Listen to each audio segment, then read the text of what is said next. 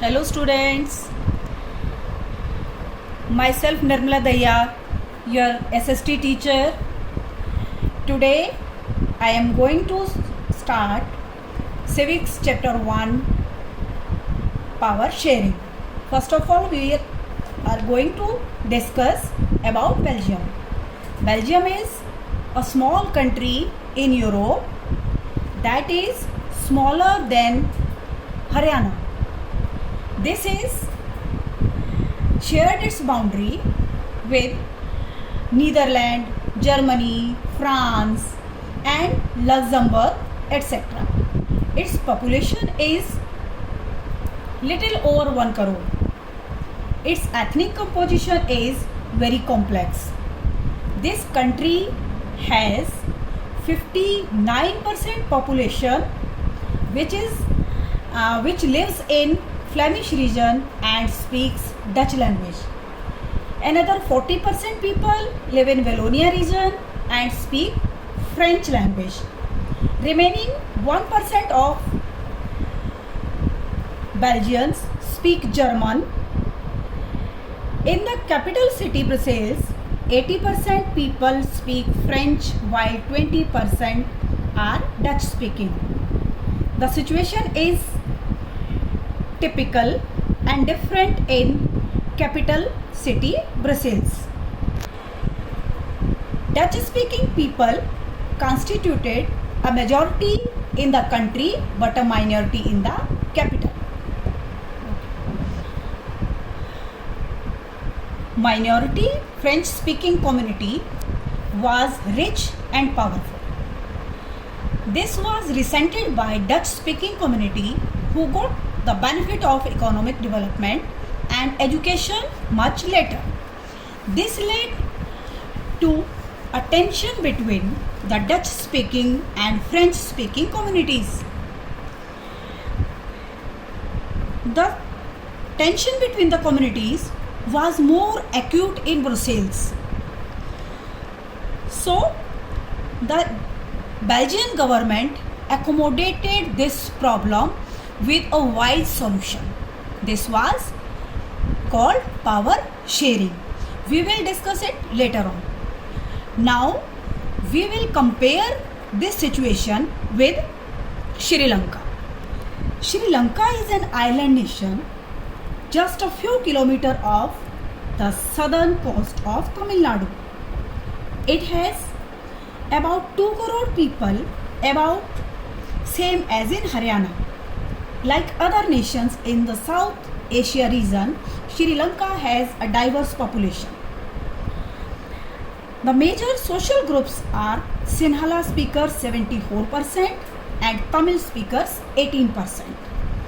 There are two different sects in or division in Sri Lankan Tamils as well as in Indian Tamils. Most of the Sinhala speaking people are Buddhist, while most of the Tamils are Hindus or Muslims. There are about 7% Christians who are both Tamil and Sinhala. Now, we will take the situation of Belgium again. In Belgium, the Dutch community could take advantage of its numeric majority and force its will on the French and German speaking population. This would push the conflict among communities further. This could lead to a very messy partition of the country. Both one sides would claim control over Brussels. In Sri Lanka, the Sinhala community enjoyed an even bigger majority and could impose its will on the entire nation. Now we will come at majoritarianism in Sri Lanka. Majoritarianism in Sri Lanka. Sri Lanka got independence. Sri Lanka got independence in 1948. Its leaders of Sinhala community were In majority, they started dominance over the government. As a result, the democratically elected government adopted a series of majoritarian measures to establish Sinhala supremacy. What happened? In 1956, an act was passed to recognize Sinhala as the only official language, thus disregarding Tamils. So, the government followed preferential policies that favored Sinhala applicants for university position and government jobs. New constitution stipulated that the state shall protect Buddhism only. All these government measures coming one after the other that forced the Tamils of Sri Lanka felt alienation. They felt that none of the major political parties led by the Buddhist Sinhala leaders was sensitive to their language and their culture. They felt that the constitution and government policies denied them equal political rights. They will be discriminated. They will be ignored. No government jobs are for them. As a result, the relation between the Sinhala and Tamils got worse, and situation between the communities strained over the time. The Sri Lankan Tamils launched parties and struggled for the recognition of their language. They started struggle for their language as an official language. They fought for their equality, but their demand for more autonomy to provinces populated by the Tamils was repeatedly denied. By 1980s, several political organizations were formed demanding an independent Tamil ilm in northern and eastern parts of Sri Lanka. This situation was enough to start a civil war in the nation. Hello.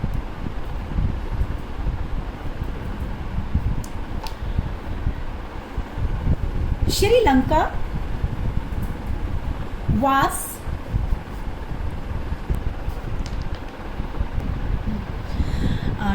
was in a great problem that many families were forced to leave the country, many people were died, and many had to go in some other areas as a refugee, and many more lost their livelihoods because of the government policies. But the Belgian leaders took a different path. They recognized the existence of regional differences and cultural diversities. Between 1970 and 1993, they amended their constitution 4 times so as to work out an arrangement. The arrangement they worked out is different from any other country and is very innovative. They amended their constitution to make it as a model. Constitution prescribes that the number of Dutch and French speaking ministers shall be equal in the central government. Some special laws require the support of majority of members from each linguistic group. Thus, no single community can make decisions unilaterally. Many powers of the central government have been given to state governments of the 2 regions of the country. Brussels has a separate government in which both the communities have equal representation. The French-speaking people accepted equal representation in Brussels because of Dutch-speaking community has accepted equal representation in the central government. Apart from the central and state government, There is a third kind of government called community government in Belgium. Belgium model is very complicated. It needed a very complicated even for people living in Belgium. But these arrangements have worked well so far. They helped to avoid civic strife between the two major communities and a possible division of the country on linguistic lines. Belgian government accommodated its problem with power sharing. So, why power sharing is needed? Why power sharing desirable in a democracy? Power sharing is needed in democracy because it is very good. It is very good. It helps to reduce the possibility of conflict between the social groups. Since social conflict often leads to violence and political instability, power sharing is good way to ensure the stability of political order. Imposing the will of majority community over others may look like an alternative, like an attractive option in the short run, but in the long run it can be destructive. Form of power sharing. There are different forms of power sharing in different democracies. In modern democracies, power sharing arrangements can take many different forms. Like, power is shared among different organs of government. This is called horizontal distribution of power. In this system, power is shared in different organs of government such as legislature, executive and judiciary. Next, power can be shared among different levels of government. Different levels of government.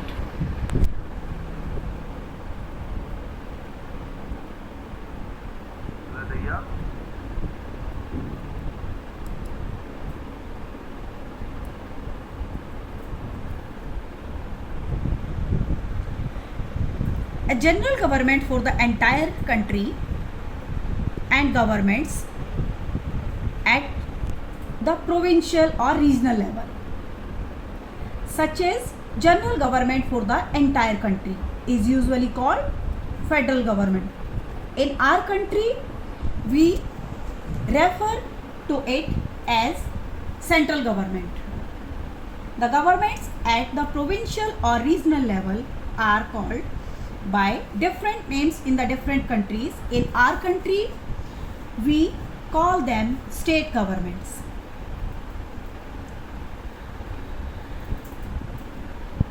This system is not followed in all countries. There are many countries where there are no provincial or state governments.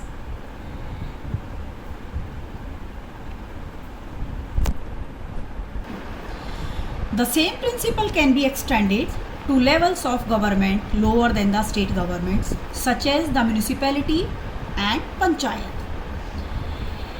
Let us call division of power involving higher and lower levels of government. This is called vertical division of powers. Power may also be shared among different social groups, such as the religious and linguistic groups. Community government in Belgium is a good example of this arrangement. And next is, power sharing arrangements can also be seen in the way political parties, pressure groups and movements control or influence those in powers. In a democracy, the citizen must have freedom to choose among various contenders for power. In contemporary democracies, this takes the form of competition among different parties, such as competition ensures that power doesn't remain in one hand. Sometimes this kind of sharing can be direct when two or more parties form an alliance to contest election. If their alliance is elected, they form a coalition government and thus share power. So, in a democracy, we find interest groups such as those of traders, businessmen, industrialists, farmers, and industrial workers, and so on. In next lessons, we will study about the political parties and pressure groups. So, this was about sharing of powers. Power sharing is very good to govern the people. I will come up with the next topic. Till then, all the best and thank you.